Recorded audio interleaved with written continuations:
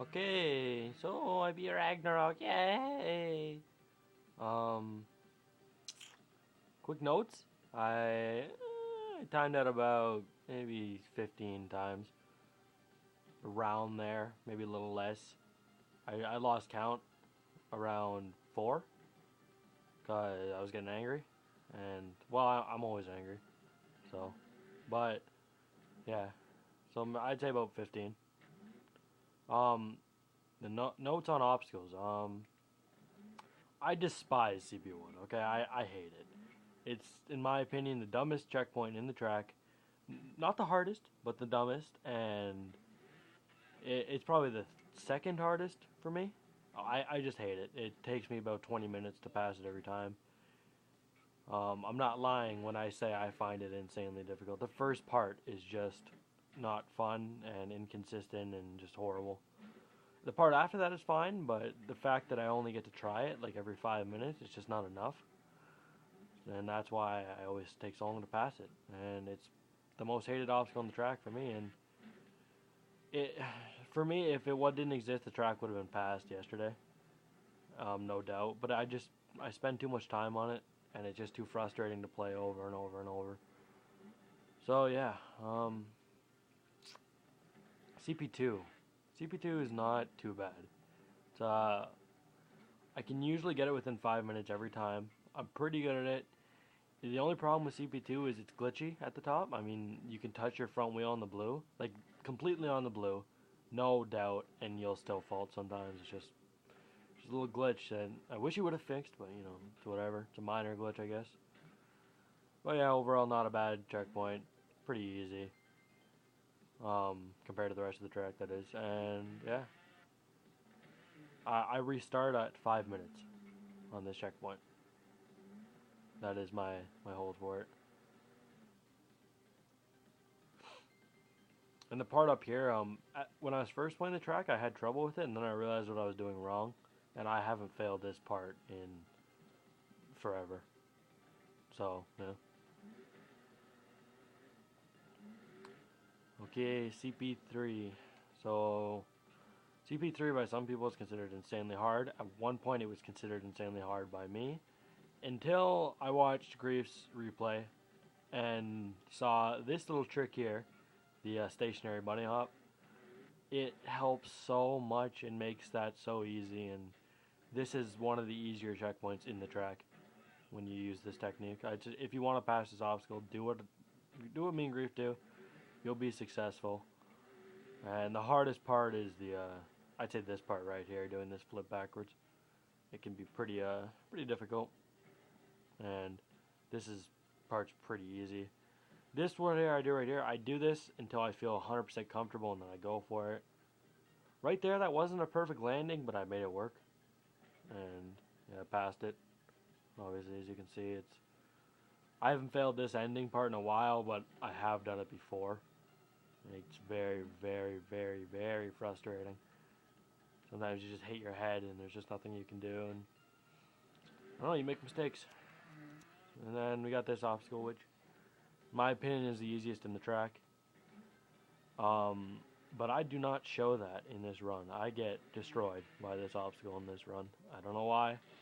I just couldn't do it. And I just couldn't land to save my life. And when I did and I got down there, I just fucked up. And there's not much else to it. I mean, I don't spend insanely long on it, but I spend more time than I would have liked to. I got there in, 5 minutes, and I expected to pass it by 6. And I don't pass until, I think, 8. Which is definitely not what I wanted. But, you know, shit happens. And, yeah, that's it. One time I passed this obstacle in the most ridiculous way ever.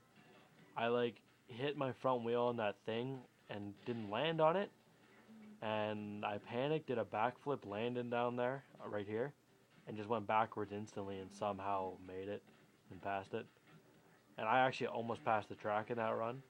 I wish I would have, because that would have been really cool to have in a replay, but whatever. As long as I passed it, not a big deal. That right there, I wish I would have slowed that down, but I don't know how that didn't fender. I was very pissed off there. I don't feel like I did anything wrong. It just didn't work. I guess I did do something wrong. If I did it right, it would have worked. But I mean, I watched my replay and it looked fine.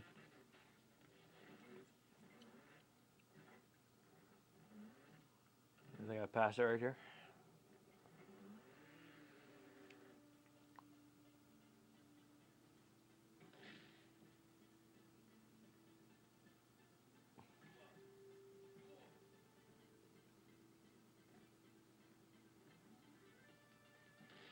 That was pretty lucky. I don't know if you saw where my wheel landed, but that was it barely landed on there. But if you think that's bad, just wait. Just wait. You'll see something that, I mean, I don't think you could cut it any closer than what I did, and you'll know exactly what I'm talking about when you see it. Where do I pass this? Feel free to fast forward to 56 volts if you want. I'm just going to be sitting here talking about this obstacle. If you want to listen, feel free. If not, just fast forward. This obstacle, I hate the first part. I mean, this part, it's just not consistent. It doesn't work 100% of the time, even though I do the same thing every time. So, that I don't really get. And that jump right there, that's pretty difficult for me. I don't know why. And these pipes, for me, at one point were the hardest thing in the track.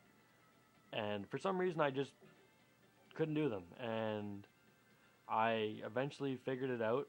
That was horrible right there, by the way. So yeah, eventually I just figured the pipes out. I got them down, and I get them about 50% of the time now.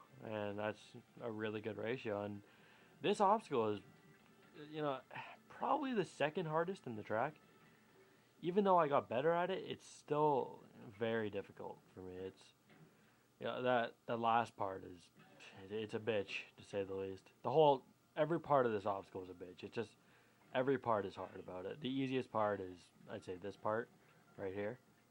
And, then that part, I fail all the time. And the very ending, I fail, all the time, and it's very frustrating. This part, that's probably the hardest part right there, getting onto that back thing. Mainly because a lot of the time you'll hit it with your back wheel, and for some reason it just won't stick. You'll just bounce off of it as if you fucking hit a trampoline. I think it happens right here, actually. Nah, okay, no it doesn't. Wait. So, okay, that wasn't really a good example, but, you just hit it, and you just bounce off of it, and it's inconsistent. I think it has to do with the object that he used.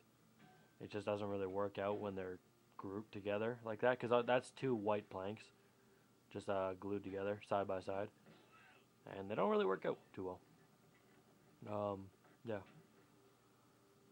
What else we got here about this obstacle? I don't really have much else to say about this obstacle. It's, like I said, probably the second hardest in the track. I thought it was going to be the bane of my existence in passing this track. It really wasn't. It wasn't that bad. I mean, it was hard, but I felt like I could pass it every time getting to it, which is, in passing a track like this is what you want. You want assurance that you can do it as long as you just sit there long enough. The only obstacle I didn't feel like that was CP1. Like, I felt if it just wasn't happening, it just wasn't happening. And I just, I walked away for a bit and came back and tried it again. And, and also CP7. CP7 is another one where, I don't feel confident I can get that in half an hour. I could sit there for half an hour and not get that obstacle. It just, I don't feel confident. That last part is just too hard to say I can get it every single time. And I pass it right here. I don't think I do anything too great. Oh yeah, that was pretty cool. I went off that really fast because I didn't have balance. That was pretty cool. And then that jump was, I barely made it, but whatever. And yeah, that's it. Part 2 will resume.